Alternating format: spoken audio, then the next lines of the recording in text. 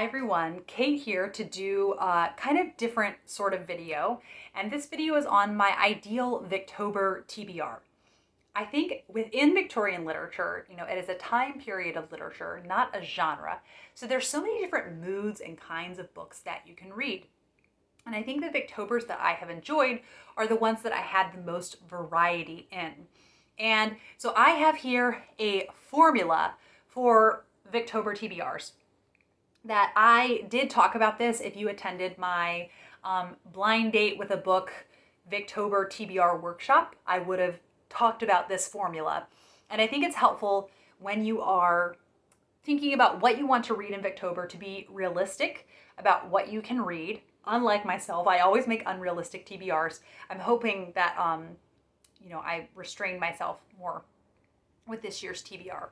But I will just tell you them. And so some of these can overlap. But the first thing that I think is lovely to have on there is one tome.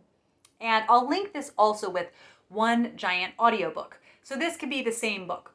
But I think the reason why I'm saying that I think that is really lovely to have on a Victober TBR is the years that I've had this giant book to slowly chip away at through the course of the month.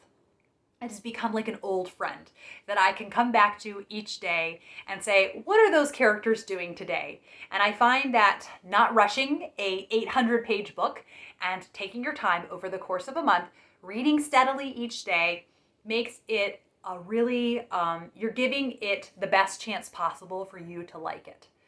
So yes, one tome and one audiobook, one giant audiobook. The next one is one suspense/mystery. So in the Northern Hemisphere, the days are getting shorter. There's a lot less daylight now. And I think that there's something about that time of year that just makes me really interested in reading suspenseful books and kind of books that feel moody. And also, like, I'm going to have to be guessing as to what is going to happen next in this book. I have no idea, and I just have to know. And something about this time of year and the winter months makes me crave those suspenseful, mysterious reads, even more so than I would in the spring or summertime. The next one on the list is a humorous book. It is harder with Victorian literature to find the humorous books, but I do have a few out there, and I can't remember if it will be up before or after this, a book on a video on Victorian novels with comic elements to them, but they are harder to find. So hopefully I will, steadily find more and more funny books out there, funny Victorian books. I think that it's just really nice to have something light compared to maybe if you are reading the suspense and mystery. Having something light in there can just give you a really kind of different reading experience, and you come into that book in a very different way. So you aren't tiring yourself out with maybe too many heavy, more sober plots.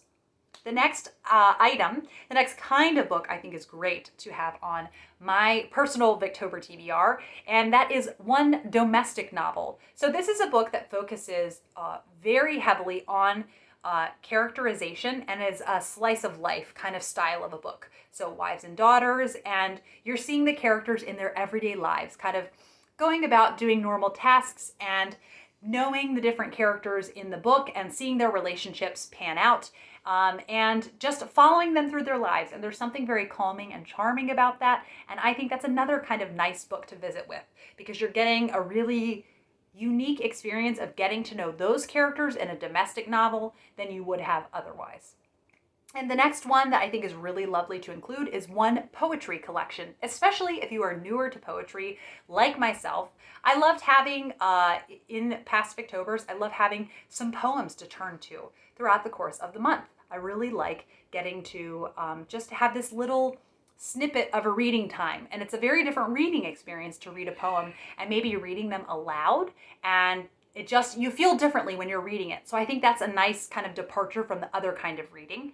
And then another different kind of thing to read is a children's book. There is some good children's literature out there from the Victorian era. You do have to dig a bit because there wasn't as much out, but there is some out there, and I think that you can really find delight in good children's literature as an adult. And if it's a good children's book, you can still enjoy it then.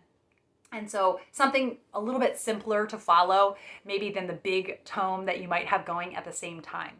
And the next one is one nonfiction. And this is wide open. There are so many possibilities for nonfiction. You could read some of the pre-Raphaelites writing, and you could read travel diary. There are a lot of Victorian travel diaries. You could read an autobiography. I know that Harriet Martineau apparently has an autobiography. It's impossible to track down in physical form, but places like Project Gutenberg are going to be really easy to find nonfiction writing like that. Anthony Trollope has an autobiography. Charles Dickens has some nonfiction writing. A lot of Victorian authors, you'll be able to find some kind of nonfiction writing that they did. And that could be a nice change. So you have, again, you're feeling fresh in your TBR, like you're not reading all of the same kind of book. The next one is one adventure tale. It's really lovely to get swept up in an adventure where characters travel to lands they've never been to before and get to experience a whole new culture and see such new and different sights. And I know Robert Louis Stevenson is a great author for this. He has a lot that I haven't read, and also Rudyard Kipling. There are also some other adventure writers, but some of the books I'm a little bit hesitant to read because I feel like a lot of the adventure tales where the British citizens travel to Africa, the language about Africans is going to be pretty uncomfortable and painful. So I don't know that I would go out of my way to read some of those. I'm not sure. But the next one on the list is one ghost story collection, Gothic, atmospheric kind of collection. Spooky time of year with Halloween. I know Halloween isn't celebrated everywhere, but I think it's really fun to read a ghost story collection because it was so popular in the Victorian era, and it was such a well-loved form of story that you have so many just endless supplies of Victorian ghost stories. And there are some authors like Mary Elizabeth Braddon that have entire collections, Charles Dickens, Robert Louis Stevenson, Arthur Conan Doyle. You have a lot of material there that you could access. And I think there should be a ghost story collection out there for everyone. And the next one is one Heartbreaker.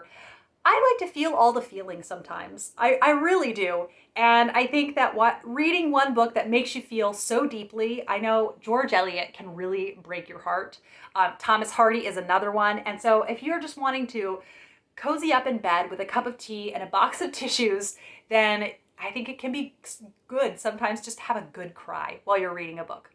And the last part of my Ideal Victober TBR is one Mary Elizabeth Braddon book.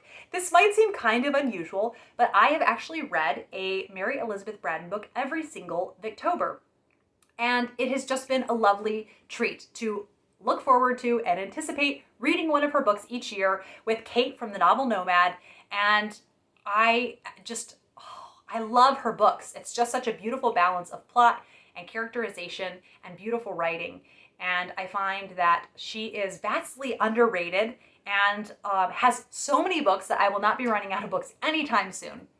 That is my Ideal Victober TBR. Let me know kind of your formula that you like to have for when you're crafting what you're going to be reading in Victober, or if this was your very first Victober and you want to do it again next year, what things you would do differently and what things you would add. And thank you as always for watching. I'll be back with another video soon. Bye.